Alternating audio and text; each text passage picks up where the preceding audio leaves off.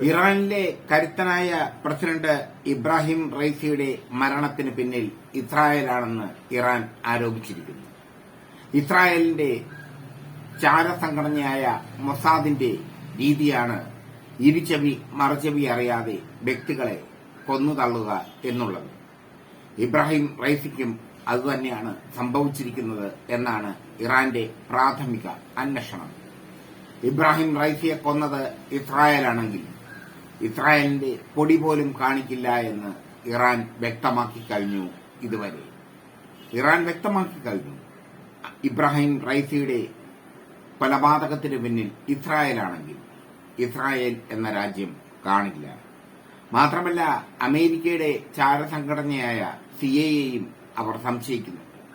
പക്ഷേ സംശയം കടുപ്പിക്കുന്നത് ഇസ്രായേലിന്റെ ചാരസംഘടനയായ മൊസാദിന് നേർക്കാണ്. മൊസാദ് മിന്നൽ ആക്രമണം നടത്താൻ കരുത്തുള്ള ചാരസംഘടനയാണ്. ഇറാൻ ഇസ്രായേലിന് എക്കാലവും ഭീഷണിയാണ്. ഇബ്രാഹിം റൈസിയുടെ കീഴിൽ ഇറാൻ ശക്തമായ രാഷ്ട്രമായി വളരുകയായിരുന്നു. അണുവായുധ പരീക്ഷണങ്ങൾ അടക്കമുള്ളവ നടത്തി ലോകത്തെ ഞെട്ടിപ്പിച്ചു ഇറാൻ. മാത്രമല്ല, അദ്ദേഹം തികഞ്ഞ ദേശീയവാദിയാണ്. ഇറാൻ ജനങ്ങളുടെ ഹൃദയത്തിൽ പ്രതിഷ്ഠിച്ച നേതാവ്.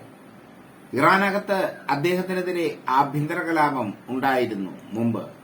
അതിനു പിന്നിൽ അമേരിക്കയാണെന്ന് ഇബ്രാഹിം റൈസി ആരോപിച്ചിരുന്നു. അമേരിക്ക പലവിധത്തിലുള്ള ഉപരോധങ്ങൾ ഇബ്രാഹിം റൈസിയുടെ ഇറാന് നേരെ പുറപ്പെടുവിച്ചിരുന്നു. ആ ഉപരോധങ്ങളെല്ലാം തകർത്ത് തരിപ്പണമാക്കിക്കൊണ്ട് ഇബ്രാഹിം റൈസി മുന്നോട്ടു പോയി. ഇറാനെ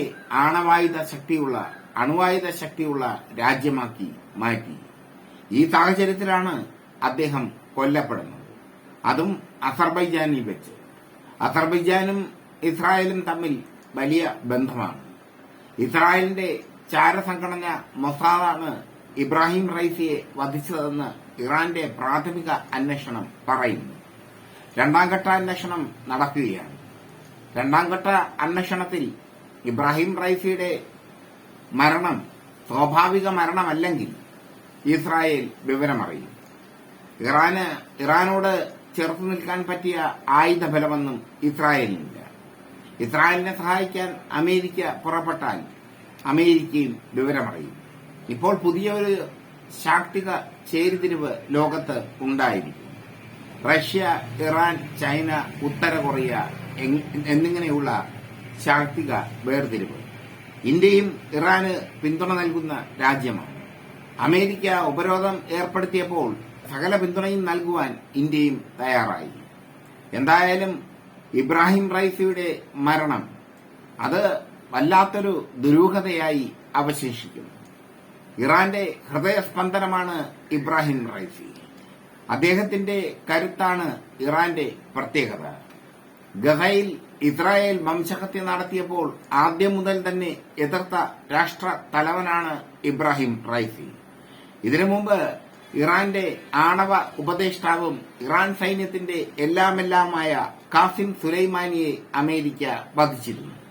അതിന് തിരിച്ചടിയായി അമേരിക്കൻ സൈനിക താവളങ്ങൾ ഇറാൻ തകർക്കുകയും 21 അമേരിക്കൻ സൈനികരെ കൊല്ലുകയും ചെയ്തിരുന്നു.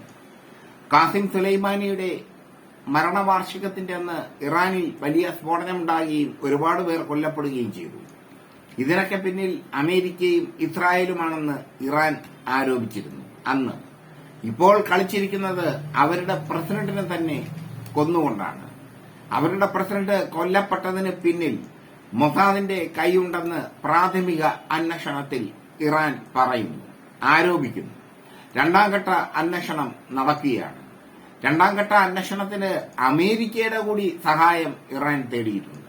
അതിനർത്ഥം ഇസ്രായേലിനെ ഇറാൻ ആക്രമിച്ചാൽ അമേരിക്ക മിണ്ടരുത്. വളരെ ബുദ്ധിപൂർവമായ ഒരു തീരുമാനമാണ് ഇപ്പോൾ ഇറാൻ എടുത്തിരിക്കുന്നത്.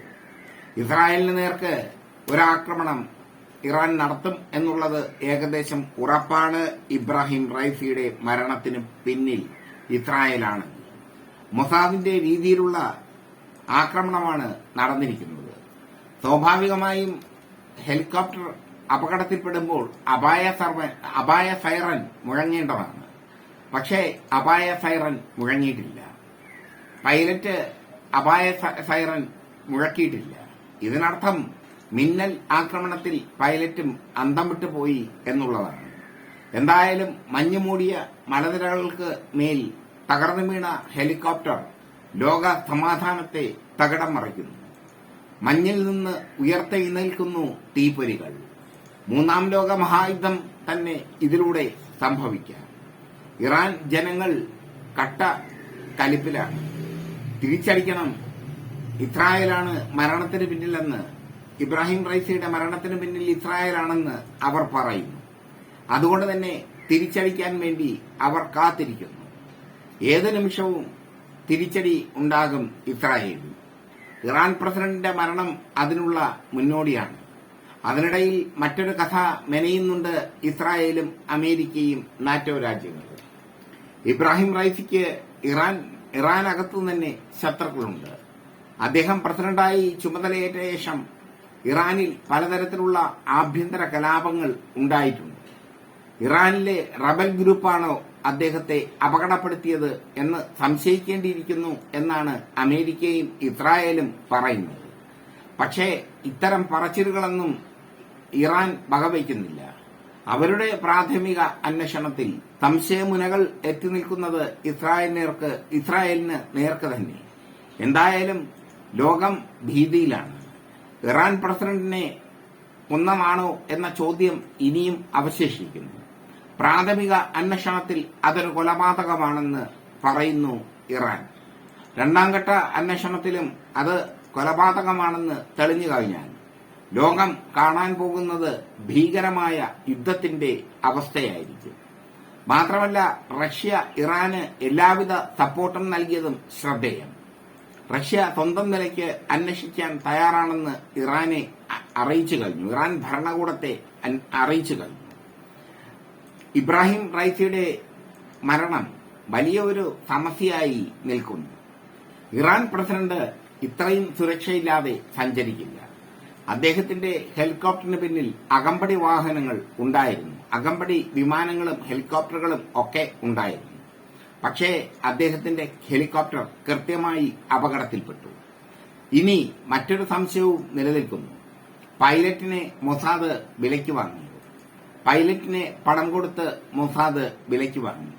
അല്ലെങ്കിൽ ഇറാനിലെ ആഭ്യന്തര കലാപത്തിൽ ഏർപ്പെടുന്ന റബലുകൾ വിലയ്ക്ക് വാങ്ങി. അങ്ങനെ ഒരു സംശയം കൂടി നിലനിൽക്കുന്നുണ്ട്. ഏത് സംശയം നിലനിന്നാലും ഇറാന്റെ പ്രാഥമിക അന്വേഷണം എത്തി നിൽക്കുന്നത് ഇസ്രായേൽ എന്ന തെമ്മാടി രാഷ്ട്രത്തിന് എതിരായാണ്. ഇസ്രായേലാണ് ഇതിന് പിന്നിലെന്ന് ഇറാൻ ആരോപിക്കുന്നു. രണ്ടാംഘട്ട അന്വേഷണം നടക്കുന്നു. രണ്ടാംഘട്ട അന്വേഷണത്തിൽ ഇബ്രാഹിം റൈസിയുടെ മരണത്തിന് പിന്നിൽ ഇസ്രായേലാണെന്ന് തെളിഞ്ഞു കഴിഞ്ഞാൽ ഇസ്രായേൽ ഭൂപടത്തിൽ കാണില്ല.